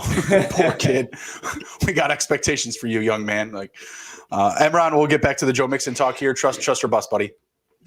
I think in that part of the second round, I would have to trust it. I'm just hoping he stays healthy. The health is the only concern with him. Talent's there. The offense, I think if he stays healthy in that offense, he could be in line for a big year. Yeah, I can't trust him in the second round. Like, I like the talent. The skill set is there. The injury history, it just doesn't do it for me. And we've just got done talking about all these weapons and Boyd and Higgins and Jamar Chase. It could be a more pass-oriented offense. We saw that last year. We saw plenty of times of Burrow out there 5-6 wide, no one back there with him, and he's the runner. They're setting up design plays for him to rush it up the middle. So I feel like at that space, I just like the other weapons that are there. The J.K. Dobbins, the Antonio Gibsons, Aaron Jones, if he's available. These receivers, Stephon Diggs all day. all day over Joe Mixon in the second round. DK Metcalf and AJ Brown, they're a little bit closer for me, but I still feel like I would go with those two over Joe Mixon. Obviously, I'm not drafting today, so there's a lot of things that can change, but I still feel like that'll hold up. Between now and Labor Day, I'm going to be holding, AJ Brown and DK Metcalf in higher regards over Joe Mixon, or even a Calvin Ridley or DeAndre Hopkins who went later in that round. I would absolutely 1,000% take over Joe Mixon the way things stand, right now. So I feel like that was a pretty good one. And I feel like a lot of people are asking that question just in social media, or asking themselves like, hey, is Mixon a guy that I'm going to want this year? Am I all in on him with this, revamped Bengals offense? And it's just not there for me. Like I just can't jump in. Anestra's jumping in here. He says he's late to the party, but bear down. Yeah. Nick's feeling a little bit overwhelmed on the bearness here in this episode. I'm used to it at this point. I don't mind. Steve's being kind. He didn't rock his Fields jersey just yet. I almost threw on Tariq Cohen. Oh, you got the 2-9, huh? You got the 2-9. That would have been nice. All right, let's do one more round of Trust or Bust, and then we'll head out here. Nick, who is your next nomination? My next nomination, let me see. I'm going to go with Clyde Edwards-Helaire. Okay. For me, he kind of early in the season, he made me eat my words, but the end of the season, like he kind of fell off the map. I think that he's going to take a step. Like if anyone's going to take a step forward this year, it's him. And like we constantly talk about how, the Kansas City Chiefs are like looking for more weapons. Well, there's a weapon at the end of the season that you didn't use as much as you did in the beginning, Clyde Edwards-Helaire. And he is in the offense for another year. There's continuity there. So, it's not like he's learning a new playbook. I'm going to say trust with him. In this mock draft, he was taken in the third round. I'm going to say that third round is like the highest that I would take him, just because, it could always be that he doesn't take a step forward. And he was sandwiched between before him was Josh Jacobs, and after him was Miles Sanders. I would definitely take Josh Jacobs in front of him. Miles Sanders, I'm avoiding. And then after that was James Robinson and Austin Eckler. I would definitely take Eckler before Helaire. But I'm still going to trust him for the season. But, he can definitely be the weapon that they're looking for. All right, that's a good one. What do you got, Steve? Yeah, I mean, if on that, I drank the Kool-Aid last year, and I way overdrafted Clyde Edwards-Helaire. There was just so much hype. But surprisingly enough, in PPR, I mean, he held value just because of what he could do in the pass game. I think he's going to be one who benefits tremendously from this, getting Orlando Brown, revamping that offensive line. And, I mean, no Love's Bell anymore. Damian Williams is gone. I mean, I do think it's there. So I like the value you're getting in the third round. So I'm going to go trust. I do think he can be a huge help to an already amazing offense. Right on. Emron? I'm going to go trust as well. I think, again, we kept talking about like this offense is in need of like another receiving weapon. There's no reason he can't be that out of the backfield. I think last year, a lot of people had high hopes for him and hoping that he was going to do what Kareem Hunt did as a rookie, right? First game of the year was very promising, but it was also a little bit alarming. One of the things I remember is in that first game against the Texans, he had like 4 or 5 cracks from the 1-yard line to get some rushing touchdowns, and he couldn't get in due to his size. But I think he's definitely going to have value. And I think in the third round is the first pick, third round of this mock draft. But I think that's really good value. He's playing on arguably the best offense in football, right? And then he, again, is a guy they spent a first round pick on. So I would say I trust. I'm going to say he's going to bounce back this year. Yeah, I'm gonna go opposite. I'm gonna go with bust. And really in that space, like the guys that were selected, like Josh Jacobs, Clyde Edwards-Helaire, Miles Sanders, the end of the second round, beginning of the third, all 3 of those guys really have bust opportunities given the situations. Oakland brought in Kenyon Drake. Clyde Edwards-Helaire, obviously didn't establish himself in year 1. And Miles Sanders, there's just a lot of questions around that offense in general, and they just don't have a lot of elite weapons, right, to open up space for him. So I think there's a lot of question marks around all 3 of those guys. And right now for where they're going, I would want to avoid, Nick, you alluded to Eckler, being drafted at the end of the third round, home run. I take him over Helaire. Guys that we mentioned before, DeAndre Swift, David Montgomery, I would want those guys over Helaire. Miles Sanders and Josh Jacobs, I feel like that's pretty equal. So like any of those guys really, end of the third round, maybe beginning of the fourth, I probably feel a lot more comfortable.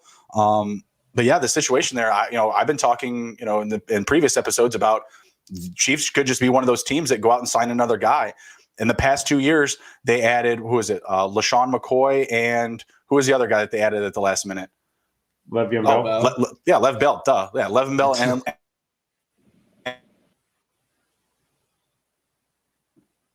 Lev Bell in the middle of the year, or it was LaShawn McCoy literally after everyone drafted Damian Williams in like this same type of space. Like literally the next day, I think it was the day after Labor Day, or maybe it was on Labor Day, LaShawn McCoy just randomly, we wake up and hey, look, he's a Chief.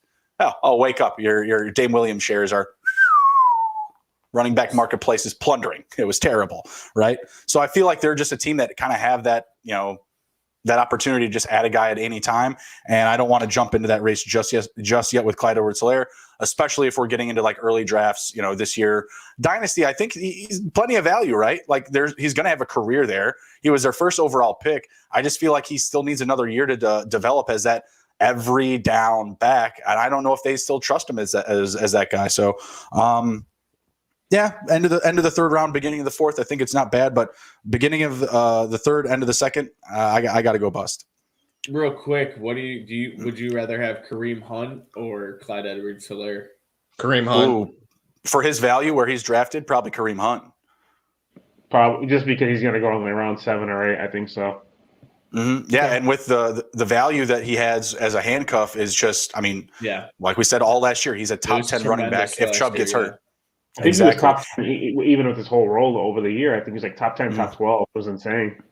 Oh, yeah, absolutely. And they have the opportunity to still do that. Like we've seen, Ingram and Kamara do that in New Orleans. I feel like this is the best option for that to potentially happen, where you get, both guys in the top 15 as in running back stats, right? I feel like they have the opportunity to do that with both of them healthy. But if Chubb were to go down again, he has had an injury history where, he's missing, a handful of games here and there.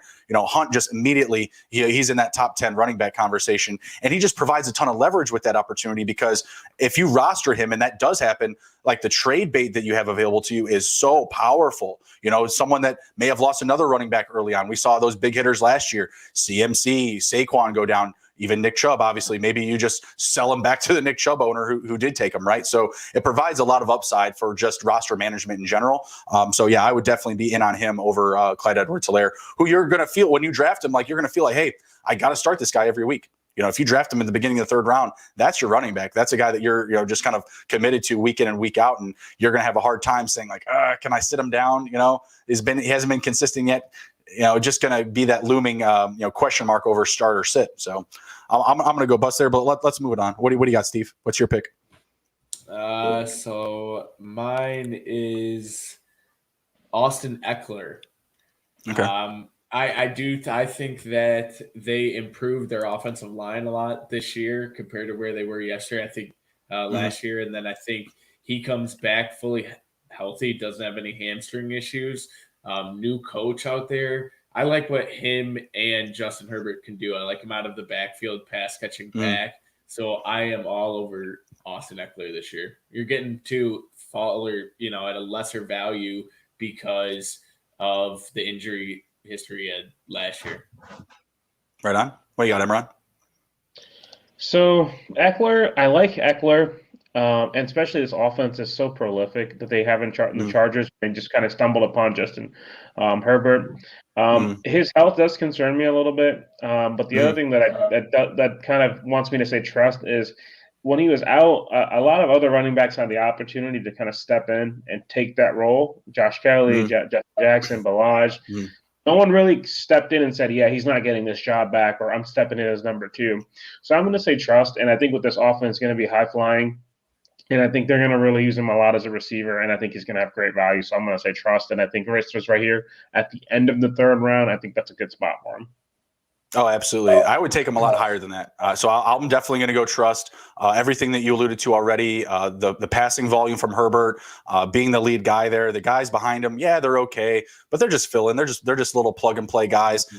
Here's a couple of touches. Eckler, all right, get back out there. You're well rested. So that's how I see it. And yeah, really the only question mark is his health. That's really all that you're trusting or busting on realistically, or not trusting him is this guy going to stay healthy? Honestly, I'll take him in the second round. I'll take him that early, end of the second round. I wouldn't feel bad about it whatsoever. Yeah, I would take him in the second round. I like his production. I like that now Justin Herbert is the de facto quarterback and with the Chargers. So I think that he's going to last, or Eckler is going to benefit, and I think that he is going to come back healthy and he is going to take the reins. It does suck because I remember last year, every time there was a new running back up in Los Angeles for them, we were, hyping them up, and they failed every single time, and they weren't giving any kind of production like Eckler. So I think Eckler is the lead dog in that room for sure. All right, right on. I agree. I think we're all on the same page with Eckler. I feel like the draft spot that he went, end of the third, I feel like that's a little poor. Behind James Robinson, it's pretty questionable. I'm taking Eckler over James Robinson, especially now that they have ETN. That's a truther that drafted him. He's like, there's no way ETN's taking that production from Robinson. Like they just can't believe that actually happened. Yeah, reality check probably hasn't set in yet. I think when we get this, it'll probably be more accurate to where it's going to go. Yeah. Well, Robinson had an exciting season, so there's plenty of hype, just staring at the numbers. But yeah, ETN's going to carve into that role. So I really like Eckler, who, when healthy, he's just going to be that lead guy. He's going to get a ton of volume, not just on the ground, but in the air, like we've mentioned. So, but let's move on. We got a couple left here. Emron, who's your guy? Who's your nomination? I'm going to go with J.K. Dobbins. Dobbins is going to officially, take over as a lead back in Baltimore. Last year came in as a rookie, and he finished with a pretty exciting season. I'm just had to pull up his numbers because I couldn't remember exactly where he finished rushing at. 134 carries, 800 yards rushing. That's a staggering 6 yards a pop. So he is a really big play threat, and he had 9 rushing touchdowns while he was kind of doing split duty with Gus Edwards, Mark Ingram, and whatnot. So it's kind of settling in and having him be the guy. He was a second-round pick, I believe, in 2020, so the Ravens have a high investment in him. We all know they like to run the ball. I think he's going to be in line for a big year, and I think in this mock, he was going in the middle of round 2. I think that's probably where he's going to go when we get to August, and I think he's got a lot of big play potential. They didn't really use him as a receiver last year. I think that number is going to go up a little bit, but I'm really excited for him in year 2. Trust. Give me some J.K. Dobbins. Obviously, there's going to be a few more touches to go around with Mark Ingram leaving. And I really feel like with him out of the picture, it really just sets everything up really easily. Like, J.K., you're our number 1. Gus, you're our number 2. We're going to give you, some respectable work, maybe some first and second down stuff every now and again. And Justice Hill, you're going to be our third down back type of guy, just like our speedy gadget type of weapon. And that's how things are going to line up. Dobbins will have more opportunity. The offense has more passing weapons, which should open up more space for him. I'm very excited about J.K. Dobbins. The second round is still a little rich for me, like that space of Calvin Ridley, Diggs that I mentioned, DeAndre Hopkins. I would love if I could get Dobbins in the beginning of the third, like on my swing. That would be just gold for me, but I'm not afraid to take him in the second round. I just feel like if you could somehow, land like let's say you have the first pick, right? You get CMC and then like a J.K. Dobbins, and then with your third pick on the swing, you get like a quarterback or a high end tight end, and really just corner the market, or even one of those really good receivers like a Justin Jefferson or Allen Robinson, Keenan Allen, even like that would be just a great start to your draft. So I'm all in on Dobbins this year. Would love a little bit more value in the third, but I'll take the risk in the second round. Give him to me. I trust him. There's a lot of rushing touches to go around, and if he starts being used as any kind of receiver, that just completely adds to his value. So I'm definitely trusting him. I would love to go 3 receivers, right away and get him in the fourth, but I probably know that won't happen. So I'll definitely have to keep an eye on him in the beginning of the third round, even second round, to be completely honest. What do you think, Steve? Bring us home. Yeah, I mean, I think, I love J.K. Dobbins. I think he's an all-around back, and I do, like you guys have mentioned, I think they need to use him more in the passing game. Like at Ohio State, he was an every down back. He was the guy. I think it was a crime how they used him last year in Baltimore. I mean, they didn't get him going until late in the season, and he proved with that he was the best back on the roster. I do think I got to pump the brakes a little bit just because Gus Edwards is a vulture from what he's going to do. You Correct. can always count on a 2-touchdown Gus Edwards game, and you're like, what the hell? How did this happen? The Trey Burton of running backs. Yeah, that's a pretty good comparison there. So I hope that they use him more. They roll him out and maybe just wean off the Gus Edwards. Yeah, and I hope that's the case because Gus can be a nag. I recommend to draft both of them. It's kind of similar to Miami. You should go after Gaskin. You should go after Ahmed because the value that those two hold is so low other than handcuffs, right? Like no one's going to go out there and target either of those guys. They're just always going to be forgotten and, getting piled into the last few rounds of the draft. Those are two really good handcuffs I would be targeting. So sounds like we all trust JK. But that like middle of the second, it does seem a little bit rich. I would really, really like if I could get him at the end of the second or just pop him into the third. First couple of picks of the third, I think is just golden. I feel like if people are disregarding him in your draft, and obviously you'll probably see that across different regions, right? Like, obviously like on the West Coast, you're probably going to see, maybe some more Cam Akers. Well, I guess he went in the first round in this one. So maybe you see more guys like that, like Alvin Kamara, obviously like down in, southeastern region, he's going to be going in the top 5. I don't care what anybody says. He's not going behind Jonathan Taylor. I don't care what anybody throws at me with that one. All right. So last one up here, we'll do Melvin Gordon for Denver, trust or bust. We'll go with Nick and around and wrap it up here. Bust. Bust. Yeah, I'm kind of out on Gordon. I mean, he is a very talented running back. He did show flashes, but man, like even when he was in sometimes, like I felt like he just couldn't string enough plays together to be like, yeah, this is like his offense instead of like they're sharing the load between him and Lindsey. Right. I'm just not completely sold on him yet. He needs to show me, like he can take control of an offense and take control of that room. And right now he doesn't show that to me. So I'm going to say bust. All right, right on. Steve, what do you got? It's tough for me because I'm going to go on the fact that I think maybe the Broncos pull off the trade for Aaron Rodgers. So that I think skyrockets it. From week 12 last year, I was just looking at what he had per game, and he kind of got it going late in the season.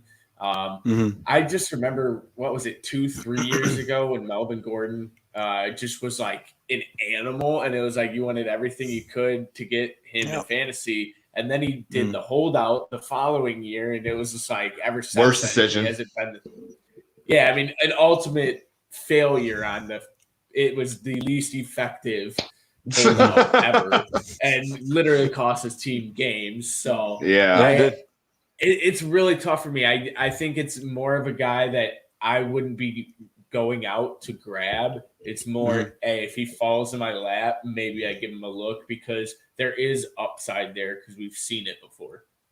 Right. What you got, Emron? I'm going to say trust. Looking at this draft, he's going at the end of round 5.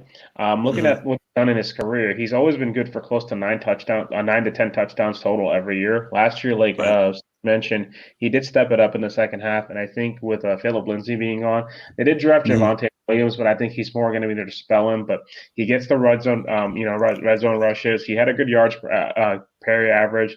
So I'm gonna trust him, and if they get Rodgers, or if they make a bigger play at quarterback, or if Drew Lock just stays healthy, I think he could be easily 1,100 yard guy and 10 to 14 touchdowns again. Yeah, I'm gonna go bust. To me, Melvin Gordon has still lost a little bit of that pop, like that little that spring, that pep in his step, whatever you want to use, right? Like he just looks a step slower. I feel like Williams is going to eat into his pass catching workload that really has kept his value high. Like with the years that you really wanted Melvin Gordon, he was catching a ton of passes, and I feel like that's going to be less and less of his role as we go forward with Javonte Williams, who is some touted as like one of the best running backs in this draft. I feel like Williams is going to be eating out of his production, and he's just going to be taking touches away from him. And the red zone, it's his. It's that's his territory for sure. I don't think they're going to be trying to bring Williams onto the field for anything crazy other than maybe some gadgetry trick plays in the red zone. But I think Melvin Gordon probably hit over 8.5 rushing touchdowns. But I feel like the production and for pass catching is going to go down, and overall yardage is just going to go down. And this is a fast offense. They've got a lot of speed outside the numbers. They've got big targets in Albert O and Noah Fant, down the middle of the field. So I feel like they're going to really use Gordon as that first and second down back and Javonte Williams as our third. And the reason the years that, like I said, we really, really wanted Gordon was the years that he was always on the field. He was always catching passes. And we kind of saw this too with the Chargers. Like we just saw Eckler just take more and more of his workload. And we saw truthers, more than enough truthers out saying, no, this is Melvin Gordon's spot. He's going to be back. They're not going to sign Eckler long term. They do exactly the opposite. So I feel like it's kind of Williams will be that Eckler 2.0. Maybe not in physicality and the rushing, but in the sense that he's just going to eat away from Melvin Gordon's production. I agree. All right, cool. Well, you guys got anything to close out the rest of the show with? Hold your Doge. Hold your Doge, or go buy some because it's getting cheaper. Go buy some sale. Doge. Yeah, buy the dip. It's on sale. Stop. It's on sale. Everyone posted like the perfect meme this morning. It was the one where the guy looks over to him. He's about to get hung. It was Doge dip for the first time, huh? Yeah. I thought you posted that. No, you did. I retweeted it. Oh, never mind. That's what I got confused. Yeah, it was a little humbling seeing that dip in the last 24 hours. But if you've been with Doge from the get go, it just happens. This is almost normal. It's going to have a massive spike. It's going to hover around this, and next big thing to target is Elon's birthday is next month. So let's get back soon. We know what we're getting them. We know what we're getting them. Lots of Doge. I got some picks for today. Hockey, I got the Stars, and I got a nice little basketball parlay. Suns, Clippers, Kings, and Mavericks. Been on fire recently, so want to share when I can. Nice. Got anything else, guys? Nope. Happy Mother's Day, if there's any mothers watching. Happy Mother's Day. Yep. Hopefully you guys enjoy the rest of your weekend. Best to your mothers, and to all mothers out there, happy Mother's Day. Take care. Be well, everybody. We'll see you tomorrow. Later. See ya.